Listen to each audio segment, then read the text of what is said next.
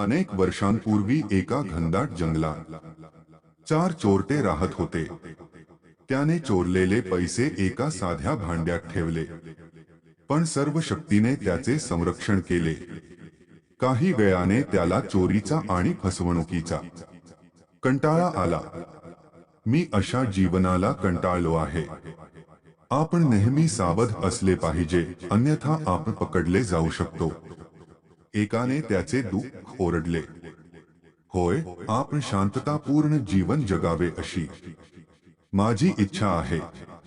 दुसऱ्या चोराने ते मान्य केले, खूप छान।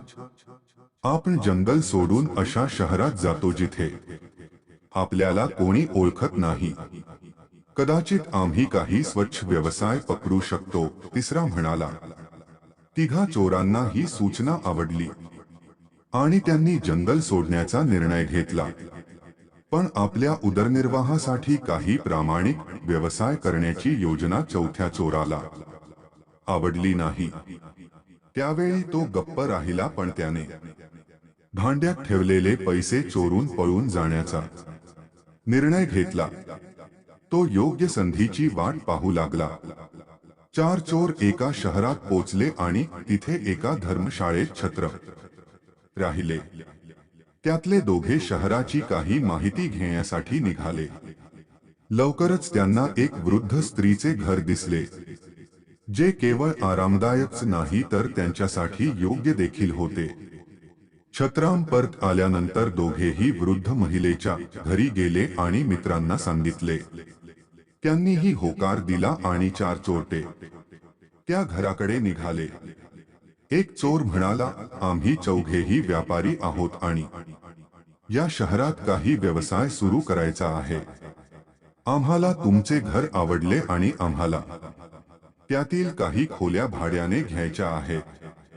जोपर्यंत आम्ही इथे राहू तोपर्यंत आम्ही तुम्हाला चांगले भाडे देत राहू। दुसरा म्हणाला। वृद्ध स्त्री खूप आनंदी होती आणि तिने तिच्या पाहुण्यांचे खूप चांगले आयोजन केले। तुला पाहिजे तोपर्यंत इथे राहू शकता। ती हसली। तिला चांगले भाडेकरू मिळाले याचा तिला आनंद झाला। त्या चार चोरांना समजले की ती एक अतिशय उदात्त आणि सत्यवादी स्त्री आहे। तिला दुसऱ्याच्या संपत्तीचा लोभ नव्हता, म्हणून त्याने आपले पैसे भरलेले भांडे वृद्ध महिलेला सांभाळण्यासाठी दिले। कृपया या पात्राची काळजी घ्या। फक्त एकच अट आहे, जेव्हा आपण चौघेजण ते मागण्यासाठी एकत्र येऊ तेव्हाच देऊ।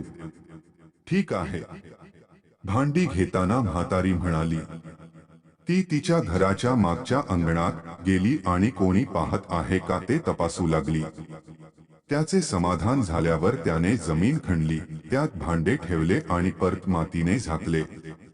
आजूबाजूला काही कामाच्या शोधात शहरात गेलो।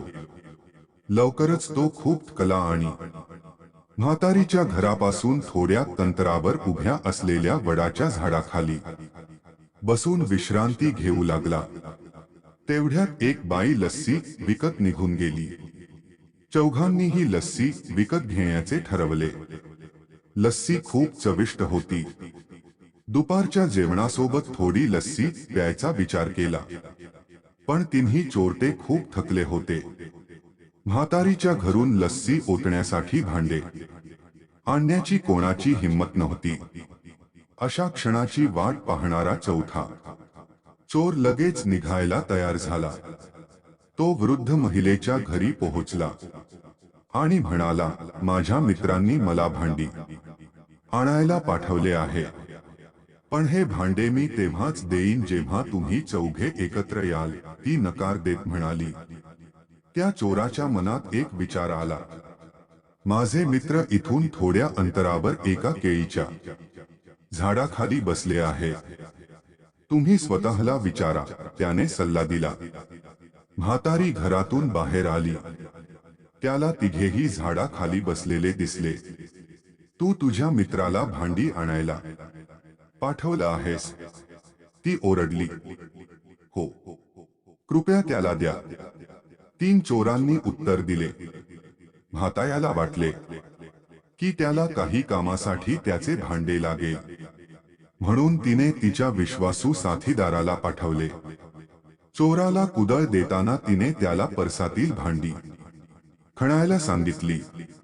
असे म्हणत ती घरातील कामात व्यस्त झाली. चोराने भांडे बाहेर काढले आणि शांतपणे मागच्या दाराने पळून गेला. दरम्यान त्याच्या मित्रांना काळजी वाटू लागली. बराच वेळ निघून गेला होता आणि त्याच्या साथीदाराचा पत्ता नव्हता.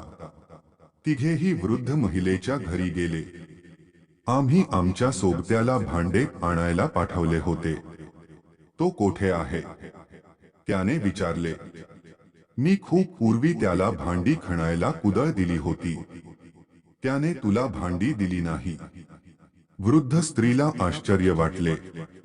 आपल्या साथीदाराने आपला विश्वासघात केल्याचे तिघांना समजले.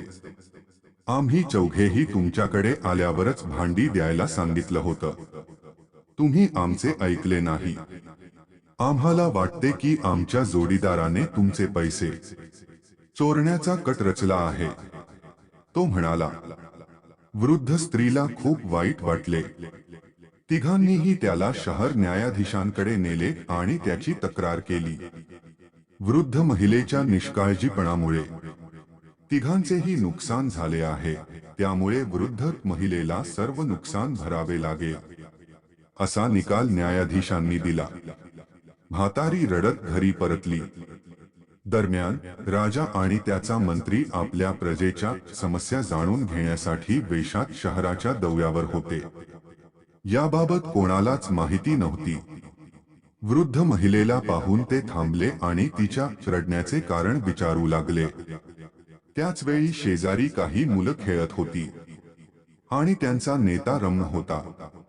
त्या वृद्ध महिलेची दुःखद कहाणीही त्यांनी ऐकली. तुझ्याशी अशी वागणूक दिल्याबद्दल त्या तिघांना शिक्षा होवो, रमण म्हणाला. हे ऐकून राजा आणि त्याच्या मंत्र्याला फार आश्चर्य वाटले. त्यांनी रमणला विचारले की ते या प्रकरणाचा निर्णय घेऊ शकतात का. रमणने आत्मविश्वासाने होकार दिला आणि सांगितले की तो राजाच्या दरबारातच आपला निर्णय देईल. दुसऱ्या दिवशी राजवाड्यात दरबार भरला. रमण न्यायाधीशांच्या आसनावर बसला होता. त्याने चोरांची गोष्ट ऐकली.